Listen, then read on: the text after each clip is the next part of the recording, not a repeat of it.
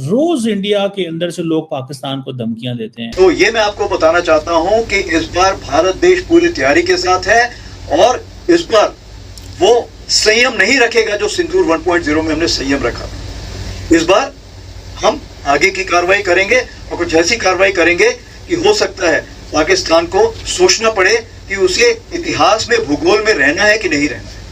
अगर उसे भूगोल में अपनी जगह बनानी है तो उसके लिए उसे जो स्टेट स्पॉन्सर टेररिज्म जिसको हम बोलते हैं, यानी कि उसका देश जो टेररिज्म को स्पॉन्सर कर रहा है उसे रोकना पड़ेगा। अब ऑपरेशन सिंदूर में आपका क्या ख्याल है? जी अवाम इधर पाकिस्तानी फौजी है, इन्होंने की करना है? इन्होंने कहना है जी सर आप आए हैं मारे हमें। इन्होंने इनके पास भी जो कुछ है, फिर पता तो है ही है ना सबको, फिर ताकत तो फिर लगती है दोनों साइड से, ताकत तो लगती है दोनों साइड से, फाइट तो होगी। तो इंडिया को क्या कीड़ा ने काटा भाई? हमने बार बार कह दिया कि हम आपको एक्सेप्ट करते हैं बारिंग पीओके जो हमारा हिस्सा है और वो लीगली भी हमारा हिस्सा है। मैं किसी भी फोरम पे किसी के भी साथ जो कि ऑब्जेक्टिव है उसके साथ आर्ग्यू करने को तैयार हूं, ठीक है ना। मगर मैं ये कह रहा हूं कि बाकी का एरिया जो है उस पर हमें आपसे कुछ बोन है ही नहीं भाई। We have accepted that West Punjab is Pakistan, we have accepted KPK is Punjab, we have accepted Sindh is Pakistan.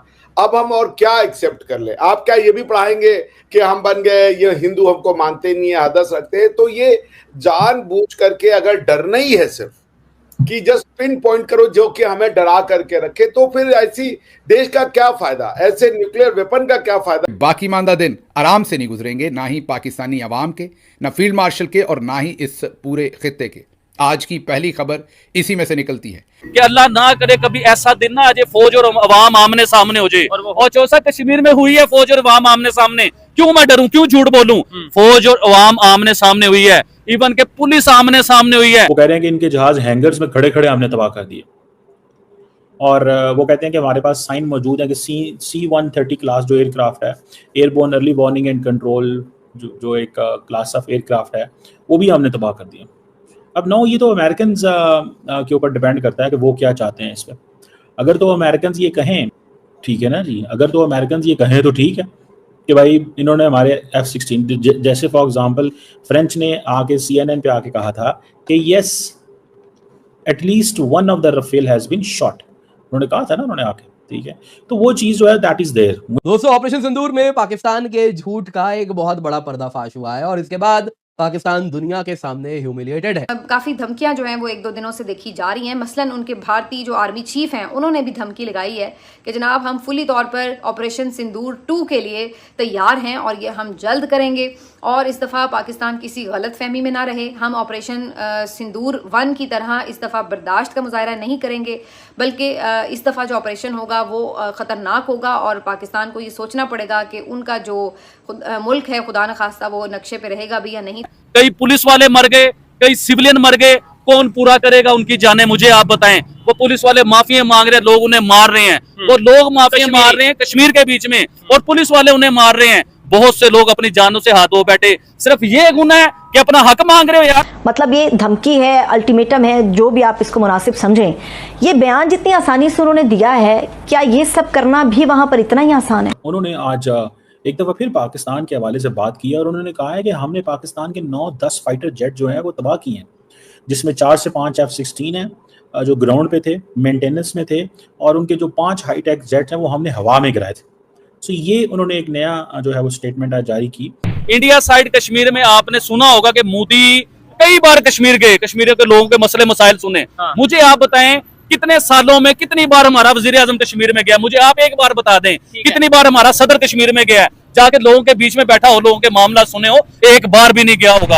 और भाई हम जंगों के हक में नहीं है, हम कभी नहीं चाहते जंग हो, पूरी दुनिया में कहीं भी जंग ना हो। हम तो वो लोग हैं यार, हम तो जंग चाहते ही नहीं। कि देखे जंग होगी तो क्या होगा? बम चलेगा, गोली चलेगी, मिसाइल चलेगा। उस मिसाइल की रडार में जो आएगा वो कौन है? वो इंसान है, आम सिविलियन है, बच्चे हैं, औरतें हैं, बूढ़े हैं। हम तो इंसानियत की बात करने वाले लोग हैं यार, हम लोगों को मरवाने वाले लोग हैं। तो हम ये देखें, अगर पाकिस्तान ने कोई मिसाइल मारे हिंदुस्तान पे तो लोगों की जान गई, इंडिया ने कोई मिसाइल मारे पाकिस्तान पे, लोगों की जान गई।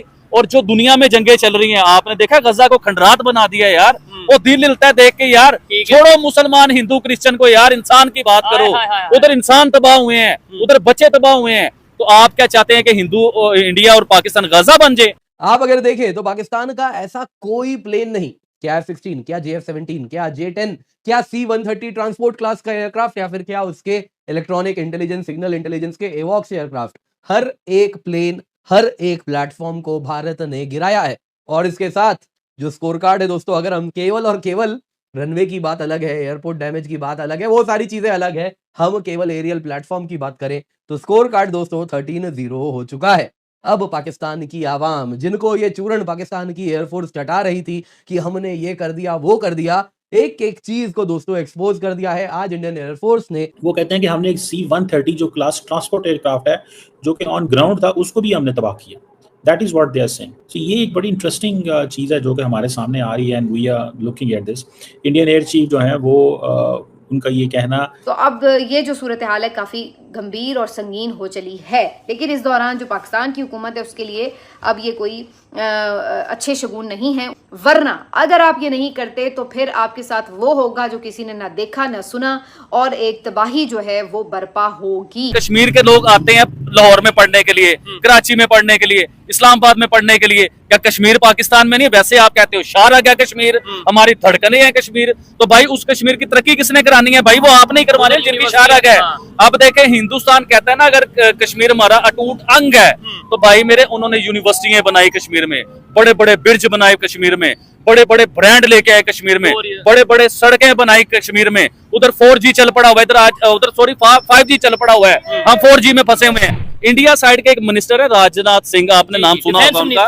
उन्होंने एक स्टेटमेंट दी थी, मेरे ज़हन में आ गई, वो मैंने सुनी थी उनकी स्टेटमेंट। उसमें उन्होंने कहा था कि कश्मीर जो है ना, पाकिस्तान को या इंडिया को कश्मीर के साथ जंग करके कश्मीर लेने की जरूरत नहीं है, क्योंकि उधर के लोग खुद ही जो है ना इhtजाज कर करके कश्मीर हमारे हवाले कर देंगे। ये है, वो कहते हैं कि हमने S-400 डिफेंस सिस्टम से गिराए थे, और ये एक चीज जो है दैट इज देयर। अब ये एनुअल प्रेस कॉन्फ्रेंस करते हैं air force chief. I think since it is an annual press conference done by the AP Singh साहब ने की है, और वो कह रहे हैं कि इन स्ट्राइक्स की वजह से जो रडार्स थे 4 जगहों पे, जो कमांड एंड कंट्रोल सेंटर था, वो कुछ तबाह हुए, और ये इस तरह की चीज़ें। सो अब बहुत सारे लोगों को ये कहना है कि क्या कोई पिक्चर्स हैं पाकिस्तानी साइड पे? देखें, इंडियन साइड पे जो जहाज गिरे थे उनकी तस्वीरें अवेलेबल हैं। इंडिया बार बार ये कहता है जी कि पाकिस्तान की फलां एयरफील्ड पे हमने हमला किया, ये खड्डा पड़ा हुआ था। Any aggression by Pakistan in the Sar Creek area will be met with a resounding response that will change both history and geography. In the 1965 war, the Indian Army had demonstrated the capability to reach Lahore. Today in 2025, Pakistan should remember that one route to Karachi passes through the Sar Creek area. आपको पता ही है, run of Kutch का area जो है गुजरात जो है, वहां पे उस जो बाउंड्री है गुजरात साइड में पाकिस्तान और इंडिया के बीच में, उसको हम कहते हैं, जो सिंध को गुजरात से अलग करती है, उसको सर क्रीक कहते हैं। तो आप उसके बाद आप उसमें भी अगर इंटरप्रिटेशन वाला मैटर लाना चाहते हैं तो बात अलग है कि भैया कौन सा एरिया किसका है, लेकिन हमने कभी सर क्रीक वाले एरिया को वो नहीं माना इशू नहीं बनाया, ठीक है ना। तो और हम तो कहते हैं आइए बैठिए, और सर क्रीक एरिया पे अगर आपको कोई प्रॉब्लम है तो बैठ के सॉल्व कर लेते हैं, लेकिन अगर सिर्फ और सिर्फ डिस्प्यूट के लिए कोई पॉइंट ढूंढना है तो फिर उसका मेरे पास या भारत के पास क्या ही ऑप्शन है। जी बिल्कुल ऐसा ही है, लेकिन सर काफी टाइम हो गया है, अब थोड़ा सा हिंदुस्तान पाकिस्तान दोनों को आगे की तरफ बढ़ना चाहिए, लेकिन कहीं ना कहीं कभी हमारी साइड से और कभी आपकी साइड से एक बार फिर वो लड़ाई झगड़े और जो अटैक्स चले थे उसकी बात छिड़ जाती है।